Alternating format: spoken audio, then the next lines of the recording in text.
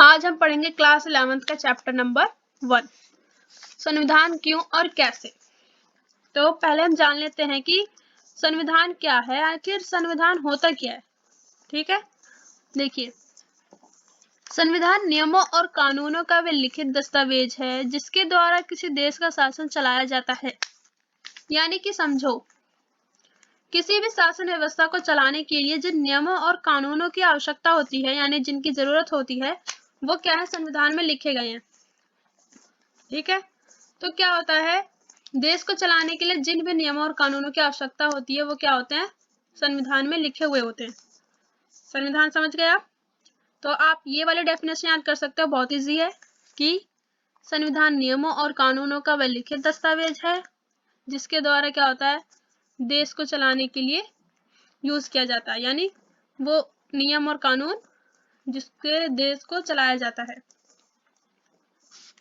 तो पहले हम देख लेते हैं कि जो क्या है, संविधान लिखित और अलिखित दोनों ही हो सकते हैं। यानी वो लिखा हुआ भी हो सकता है पूरी तरह से और अलिखित भी, यानी कुछ लिखा हुआ भी हो सकता है और कुछ ऐसे भी हो सकता है। अभी हम नीचे पढ़ेंगे। तो देखिए पहले आता है अलिखित संविधान। अलिखित संविधान क्या होता है, पूर्णतः लिखित होता है। यानी क्या होता है, पूर्णतः यानी पूरी तरह से क्या हुआ होता है, ये लिखा हुआ होता है। ठीक है, पूरी तरह से लिखा हुआ एक दस्तावेज होता है। और ये क्या होता है, कठोर होता है। यानी कि इसमें भी जो संशोधन किए जाएंगे इस संविधान में, यानी लिखित संविधान में, तो वो क्या होगा, बहुत ही जटिल प्रोसेस होगी। यानी जो उसकी प्रक्रिया होगी वो क्या होगी, जटिल होगी, यानी कठिन होगी, कठोर होगी। ठीक है, और देखो नेक्स्ट पॉइंट है कि अधिक जनसंख्या वाले देशों में लाभदायक होगा। यानी जहाँ पे जो जनसंख्या है, जैसे भारत में जनसंख्या क्या है, बहुत ज्यादा है, तो क्या है कि अधिक जनसंख्या वाले देशों में क्या है, ये लाभदायक है। यानी वहां पे ये अच्छे से काम कर सकता है। कौन सा, लिखित संविधान। और इसमें हम एग्जाम्पल के तौर पे लिख सकते हैं कि भारत, क्योंकि भारत में क्या है, पूरी तरह से लिखित संविधान है। देखिए अब अलिखित संविधान। अलिखित संविधान क्या होता है कि पूर्णतः लिखित नहीं होता। ठीक है, लिखित संविधान तो पूरी तरह से लिखा हुआ होता है। अब हमने देखा अलिखित संविधान। अलिखित संविधान क्या होता है कि पूरी तरह से लिखित नहीं होता। इसमें क्या होता है, कुछ नियम कानून जो होते हैं लिखे हुए होते हैं और जो कुछ होते हैं वो रीति रिवाजों पर आधारित होते हैं। यानी जो कुछ होते हैं वो रीति रिवाजों से ही माने जाते हैं। यानी बहुत सालों से चले हुए आए होते हैं, तो उन्हीं को ये मान लेते हैं। और जो कुछ नियम कानून होते हैं वो लिखे हुए होते हैं। तो इसे हम क्या कहते हैं, अलिखित संविधान। और जो अलिखित संविधान है वो कहाँ पे लाभदायक होता है, यानी कहाँ पे चल सकता है अच्छे से, तो जो कम जनसंख्या वाले देश है वहां पे ये अच्छे से काम कर सकता है। और हम इसमें एग्जाम्पल क्या ले सकते हैं, इंग्लैंड का संविधान। क्योंकि इंग्लैंड का संविधान देखो, उसमें जो कुछ नियम कानून है वो तो लिखे हुए हैं और जो कुछ है वो क्या है, रीति रिवाजों पे आधारित है, यानी उन पे बेस है। अब हमने ये देख लिया कि संविधान होता क्या है और संविधान लिखित और अलिखित सब देख लिया हमने। और हमें ये भी तो पता होना चाहिए कि संविधान की आवश्यकता ही क्यों होती है एक देश में, है ना, कि उसकी जरूरत ही क्यों है। इसका हम देख लेते हैं। पहला क्या होता है, समुदायों में तालमेल बैठाता है। यानी क्या करता है, देखो मनुष्य क्या है, एक सामाजिक प्राणी है। यानी क्या है, वो समाज में रहता है, तो समाज से जुड़ा हुआ है, तो क्या आ गया, वो सामाजिक प्राणी है। और समाज क्या है, वो विभिन्न प्रकार के समुदायों से बनता है। ठीक है, तो क्या हुआ, समुदायों में तालमेल बैठाने के लिए संविधान जरूरी है। यानी समाज में तो विभिन्न प्रकार के समुदाय होते हैं, तो जो समुदायों के बीच है वो क्या होता है, संविधान में ऐसे नियम कानून भी लागू हैं कि कोई एक दूसरे को हानि नहीं पहुंचाता है, तो सब क्या होते हैं, अच्छे से साथ मिलकर रहते हैं। यानी कि समुदायों में तालमेल बैठाने का काम क्या है, संविधान करता है। पहला पॉइंट समझ गए। दूसरा देखते हैं, जनता में आपसी विश्वास पैदा करता है। क्या करता है संविधान, देखो हमें पता होगा कि हमारे पास संविधान है, उसमें नियम कानून लिखे हुए हैं कि ये व्यक्ति ये करेगा, ये नहीं कर सकता। तो उससे क्या होगा, जो जनता होगी वो थोड़ी सी वो क्या होगी, सुरक्षित महसूस करेगी अपने आप को, कि जो संविधान है उसमें कानून लिखा हुआ है कि ये कर सकते हैं, ये नहीं कर सकते। तो इससे क्या होता है, जनता में जो है आपसी विश्वास पैदा होता है। ठीक है, और वो आपस में मिलजुल कर रहते हैं। ये समझ गए। अब ये देखिए, अंतिम निर्णय लेने की शक्ति किसके पास होगी, ये कौन तय करता है, संविधान। यानी क्या होता है कि जो संविधान है उसमें लिखा गया है कि जो कानून है वो कैसे बनाया जाएगा, कौन बनाएगा, और अंतिम निर्णय किसका होगा कि ये सही है, यही बनेगा। ये किस में तय किया गया है, संविधान में, तो इसलिए भी ये जरूरी है। न्यायपूर्ण समाज की स्थापना के लिए, यानी देखो उसमें जो भी है कि वो संविधान में सारे नियम कानून बताए गए हैं कि कोई अगर क्राइम करता है तो उसे कौन सी सजा दी जाएगी, कौन सा नियम उस पे लागू होगा, कौन सा कानून चलेगा, कौन सा उसको सजा दी जाएगी, ये किस में है, संविधान में सब कुछ बताया गया है। तो इससे क्या होता है, एक न्यायपूर्ण समाज की स्थापना होती है, क्योंकि उसके अकॉर्डिंग उसको क्या कर दिया जाता है, क्रिमिनल को सजा दी जाती है, और जो वो व्यक्ति है जिसके साथ वो कर्म हुआ है, दुष्कर्म हुआ है, या फिर जो भी उसके साथ उसने क्रिमिनल ने किया है, तो उसको क्या होता है, न्याय मिलता है, और इससे क्या होता है, न्यायपूर्ण समाज की स्थापना होती है।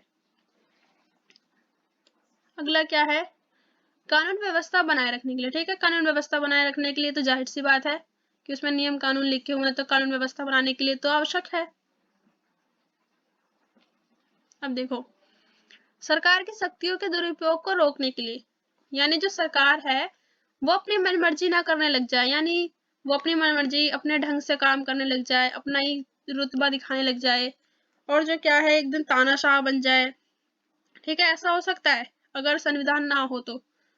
इसलिए भी क्या है, संविधान आवश्यक है कि सरकार की शक्तियों का जो है वो दुरुपयोग ना हो सके, और वो जो सरकार है वो तानाशाह ना बन जाए और देश में अराजकता ना फैल जाए। ठीक है ना, इसलिए भी क्या है, संविधान जरूरी है।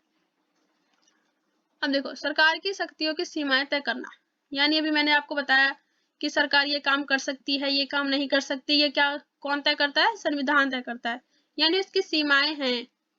ठीक है, वो उससे आगे नहीं बढ़ सकती, उसे वो काम करना है, वो नहीं करना है, कौन बताता है, संविधान बताता है। ठीक है, तो क्या हो गया, सरकार की शक्तियों की सीमाएं तय करना किसका काम है, संविधान का।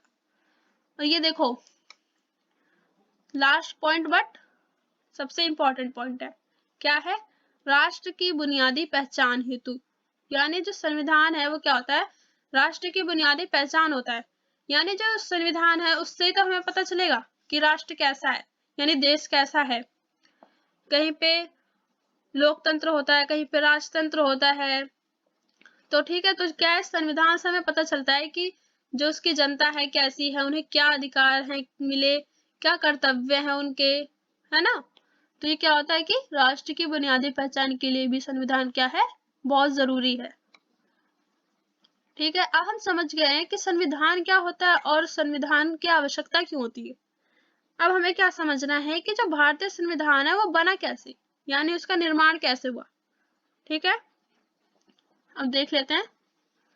देखिए, औपचारिक रूप से क्या है, संविधान सभा द्वारा बनाया गया, यानी देखो कई लोग कहते हैं कि संविधान किसने बनाया है, कि एक व्यक्ति ने बनाया है, कई बार लोग नाम ले लेते हैं कि डॉक्टर भीमराव अंबेडकर ने बनाया है।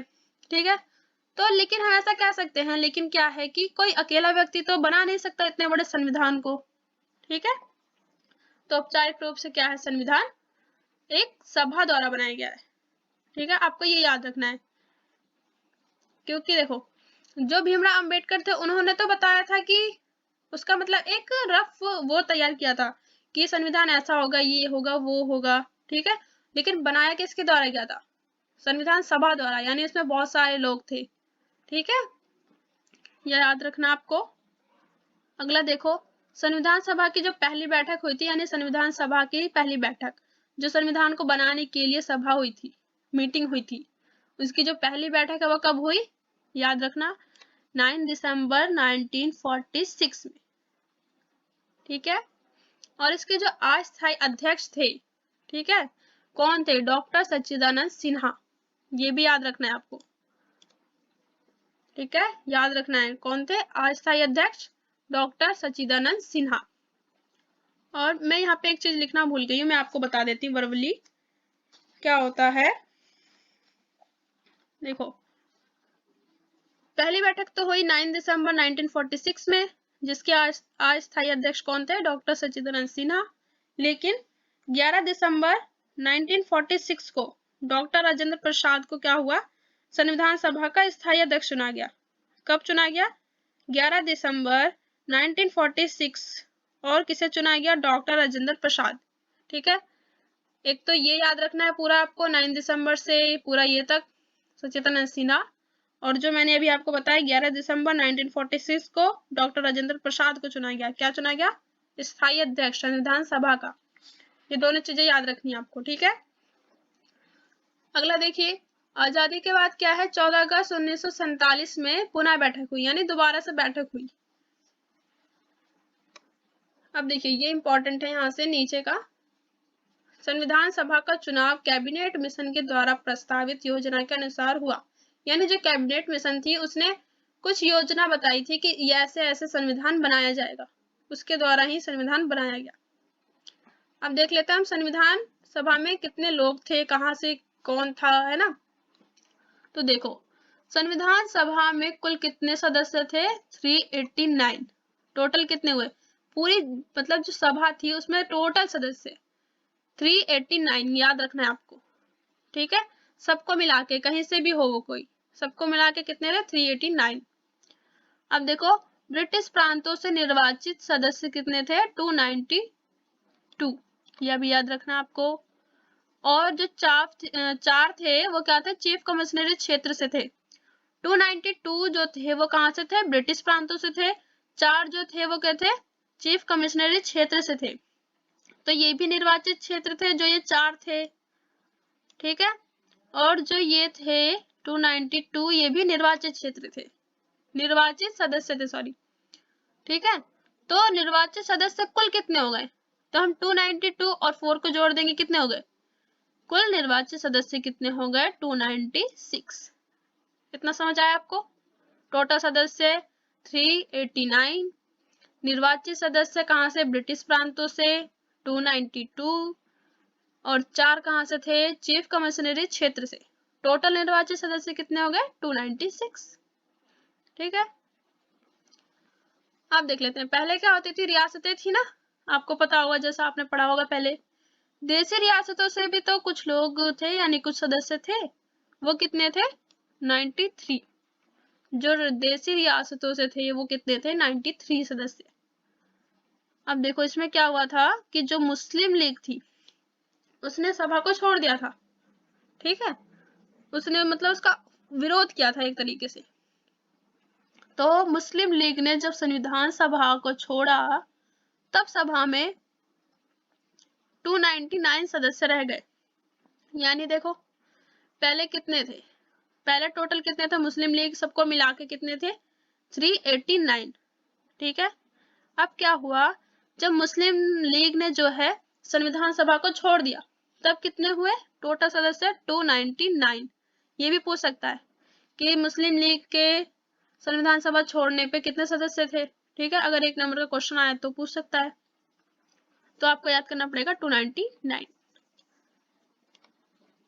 जिन्होंने क्या हुआ? संविधान का निर्माण किया। फिर जब इतने लोग ही बचे तो संविधान सभा का निर्माण कितने लोगों ने किया? 299 लोगों ने ही किया, यानी सदस्यों ने। अब देखो 26 नवंबर 1949, इस दिन क्या हुआ? इस दिन संविधान सभा संविधान बना। 26 नवंबर 1949 इस दिन संविधान बना। ठीक है, ये सब जानते होंगे आप। और इस दिन क्या है? उपस्थित सदस्य, मतलब उस दिन कितने सदस्य आए थे सभा में? कितने सदस्य आए थे? 284, जिन्होंने क्या हुआ? संविधान पर हस्ताक्षर करा और संविधान बन गया। समझ गए इतना? ओके, समझ आया? ठीक है, तो आज हम इतना ही पढ़ते हैं और जितना बचा है वो हम नेक्स्ट वीडियो में कंप्लीट कर देंगे। तो ये 2 वीडियो में कंप्लीट हो जाएगा। ठीक है, all the best. Okay fine.